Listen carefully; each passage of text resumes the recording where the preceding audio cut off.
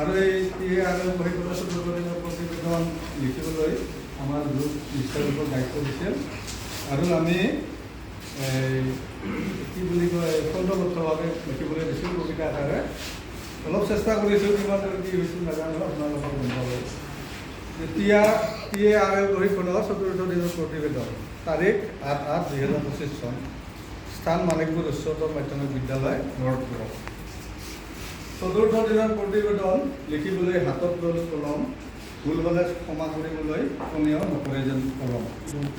TARL প্ৰশিক্ষণৰ ৪ৰ্থ দিনৰ কাৰ্যসূচী ৰাষ্ট্ৰীয় সংগীতেৰে হ'ল আৰম্ভণি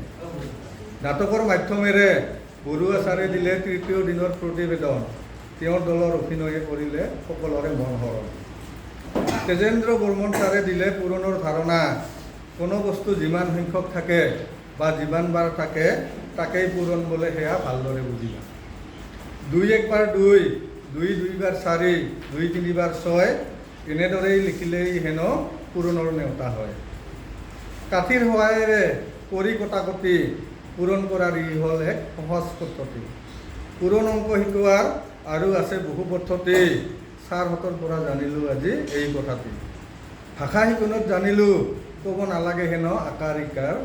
তাৰপিছত আহি পালে নয়ন ৰেখাচাৰ প্ৰদৰ্শন কৰি TARLৰ একাডেমিক কেলেণ্ডাৰ ভালদৰে বুজালে আমাক তাক কেনেদৰে কৰিম ব্যৱহাৰ তাৰপিছত বৰ্মন ছাৰে কাৰ্যকলাপ দিলে যোগ বিয়োগ পূৰণৰ শাব্দিক প্ৰশ্ন বনাব লাগে শিক্ষাৰ্থীৰ স্তৰ অনুসৰি শাব্দিক প্ৰশ্ন নিৰ্বাচন কৰিব লাগে লাহে লাহে সেই প্ৰশ্নৰ সংখ্যা আৰু জটিলতা বঢ়াই যাব লাগে ৰেজিনা বাইদেৱে ক'লে অংকৰ আছে হেনো 4টা ধৰণ বাৰে বাৰে বিয়োগ নকৰি আমি কৰিব পাৰোঁ হৰণ ভাগ কৰাকেই হেনো কয় হৰণ অংক সঁচা দেই কথাবোৰে লগাই বৰ জংক বংক প্ৰতিটো দলকে দিলে কৰিবলৈ পাঠ পৰিকল্পনা অবিহনে কোনো কামতে নাহে সফলতা সকলো দলেই পাঠ পৰিকল্পনা কৰিলে প্ৰদৰ্শন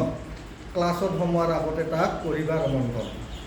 আজিৰ কাৰ্যসূচী এটি খেলেৰে সামৰিলে সকলোৱে RP ছাৰ বাইদেউহঁতক ধন্যবাদ জনালোঁ সদু শেষত সকলোৱে জাতীয় সংগীত গালোঁ মধুৰ স্মৃতিলৈ সকলোৱে ঘৰলৈ বিদায় মাৰিলোঁ